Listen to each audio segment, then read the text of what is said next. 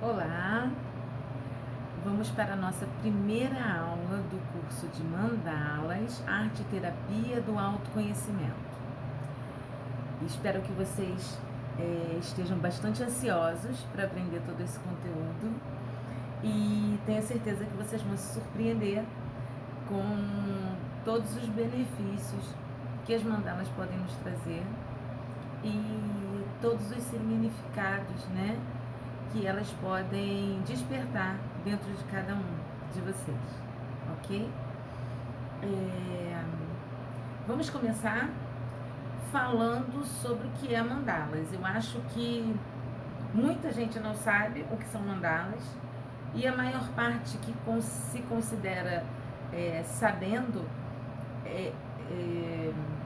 se relaciona, né, o conhecimento que eles têm com mandalas diretamente com a decoração. Mas eu acho que está muito além, né? Mandala está muito além disso. Nós encontramos mandalas em vários locais, não temos ciência disso, mas encontramos muitas mandalas em igrejas, em decoração de lojas, em decoração de casas, muitos hotéis, museus. Quem, por exemplo, nunca viu um vitral numa igreja em formato de mandala? Muitas igrejas possuem esses vitrais, principalmente as da época gótica, da arte. Mas o que são literalmente essas mandalas? Se formos buscar no significado real da palavra, aqui encontramos no dicionário, temos dois significados. Um relacionado à filosofia e religião, que descreve as mandalas como formas geométricas, né, circulares, concêntricas, relacionadas a várias culturas, religiões, e que são utilizadas como objetos de contemplação, de meditação. E temos a parte da psicologia, que também está no dicionário como um dos significados. Está relacionada à teoria junguiana, que é um psicanalista, o Carl Jung. Ele trabalhou com as mandalas, vamos falar dele mais para frente, numa próxima aula. E para ele, esse círculo mágico representa simbolicamente todo o eu. Através das mandalas nós conseguimos nos representar, tá? Mas como para cada cultura e para cada religião ou cada arte, estilo de arte, a mandala é representada de forma diferente, então nós buscamos o melhor conceito para que fosse esclarecido o que é a mandala. E nós conseguimos comparar todos esses conceitos, todas essas relações, e chegar a um conceito comum, que seria a essência da vida. Ou, como nós temos um autor chamado Dito, que fez um artigo do mestrado dele, e utilizou o trecho de um livro de Green, de 2005. Ele diz que o significado do nome mandala seria manda, essência, e lá, conteúdo. Então, seria um círculo contido de essência, né, do todo, do conteúdo. Temos ainda outros artigos e outros conceitos mais profundos que eu vou passar para todos vocês na apostila. Mas chegamos ao conceito de que as mandalas são yantras. O que são yantras? Na religião hinduísta, yantra é um nome, representa um instrumento, uma ferramenta, um emblema, como se fosse um brasão ou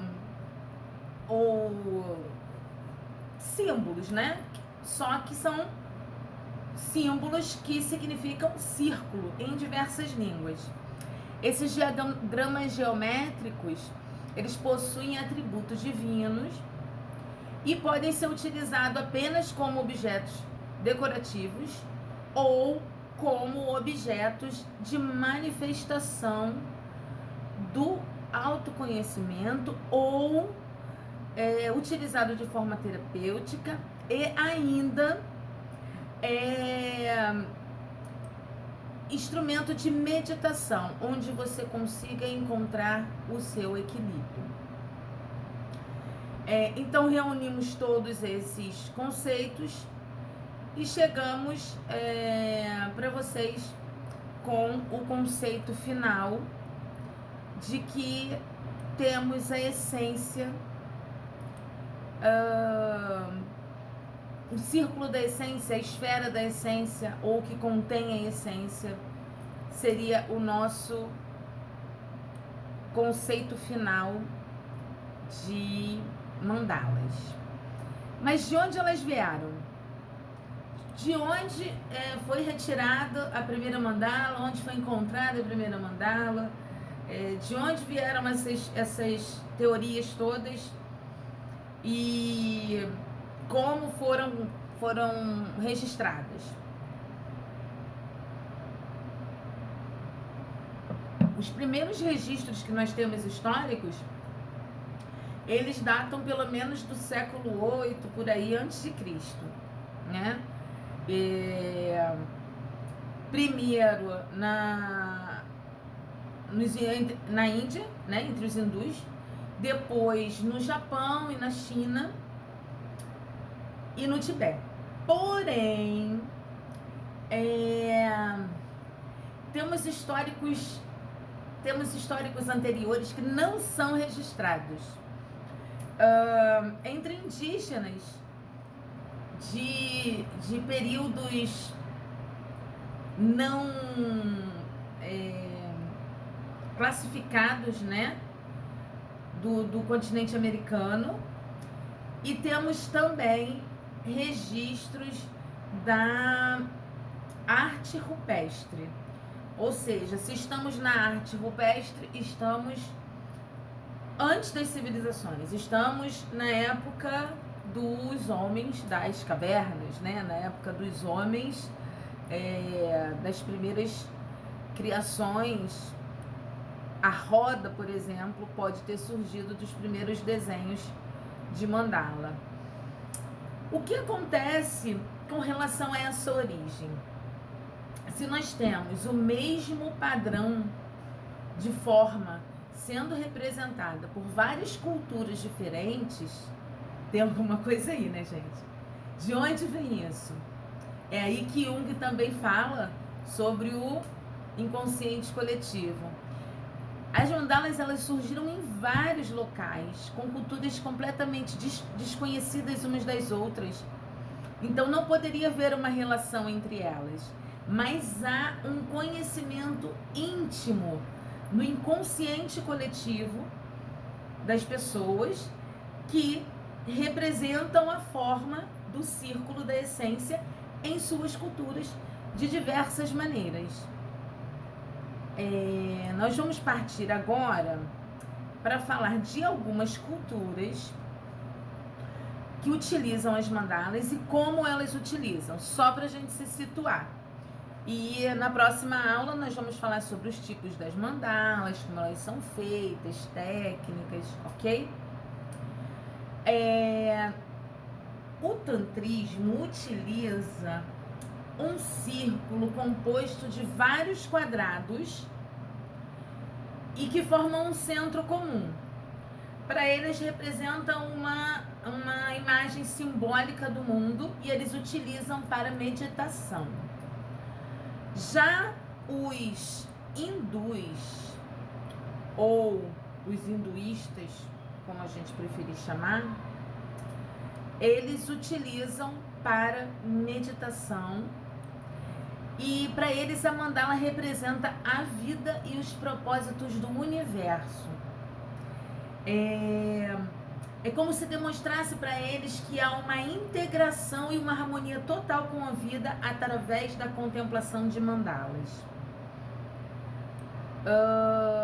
No budismo tem uma curiosidade muito legal, É um instrumento de meditação que é usado pelos monges para concentração e passado de geração a geração e utilizado em treinamentos.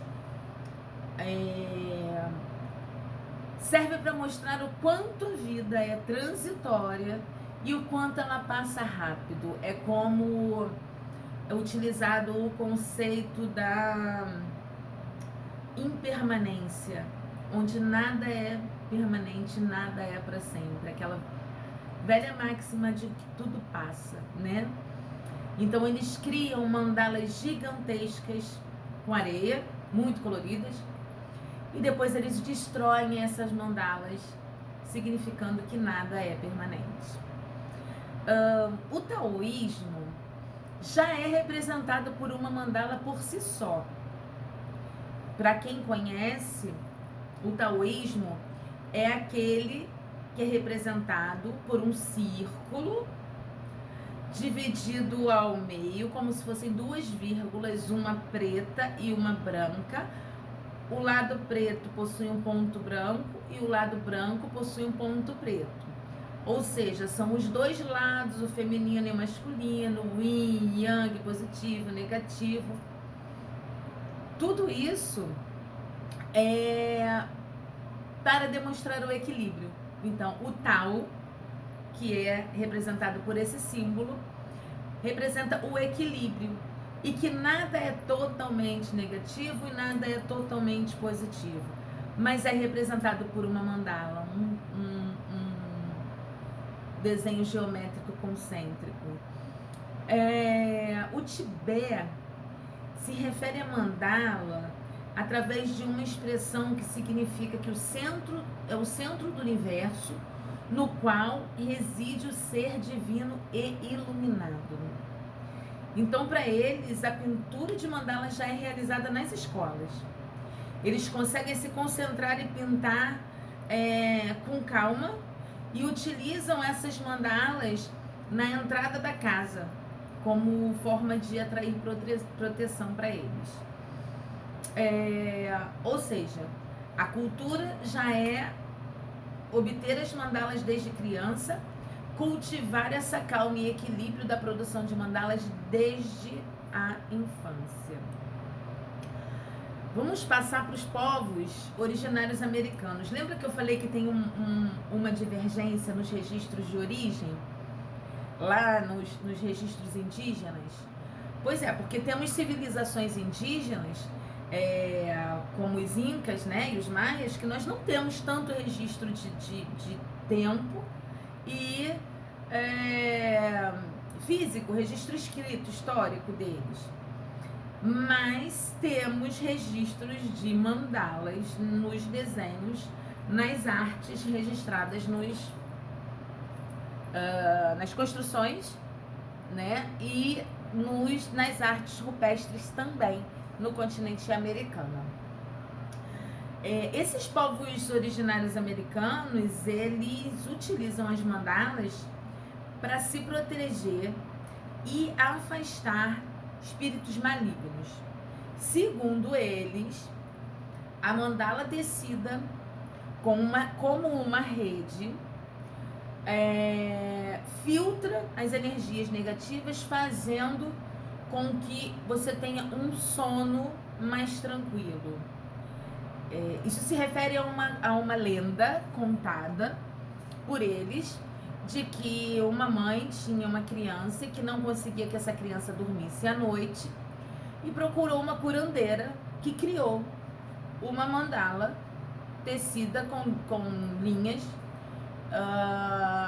onde ela informou que colocasse o filtro no quarto da criança, próximo da janela, e que os espíritos malignos ficariam presos ali e a criança não teria mais os pesadelos ou os problemas que tinha durante o sono. E assim foi feito e a criança passou a dormir tranquilamente. Esse tipo de mandala é chamado de filtro dos sonhos. Eu tenho até um aqui para mostrar para vocês. Na verdade, eu vou mostrar todas depois. Mas filtro dos sonhos é esse objeto. E a teia tecida, aqui, a teia tecida é essa. aonde ficariam presos os espíritos malignos. Já as culturas centro- e sul-americanas, mais aqui pro lado da Colômbia, Bolívia, México, eles faziam mandalas com gravetos e lã e linhas. Eles utilizavam muitas lãs e linhas. E as mandalas são chamadas de sicuri, ou olho de Deus, trazendo o simbolismo do poder da visão, ou o entendimento do desconhecido. Para eles também é utilizada como proteção do mundo espiritual, da negatividade, mas existem outros propósitos que são bem legais nesses históricos. Quando as crianças nascem, os visitantes recebem pequenas mandalas, olho de Deus, tecidas lá por eles, e acompanhadas de pedidos de preces de saúde para a criança, para que todos desejem sorte para o crescimento daquela criança. E aí, todos os anos, essas crianças, no aniversário, presenteiam essas pessoas com mandalas até os 5 anos. Porque aos 5 anos, elas aprendem a fazer as próprias mandalas. E aí, elas não precisam mais dar as mandalas de presente, porque elas já conseguem ter essa proteção, ter essa sorte, porque elas já podem fabricar as mandalas. No cristianismo, embora haja uma certa resistência de se falar sobre mandalas, em religiões evangélicas, no protestantismo, em alguns cultos metodistas, adventistas e etc., não há como negar a existência das mandalas na história do cristianismo.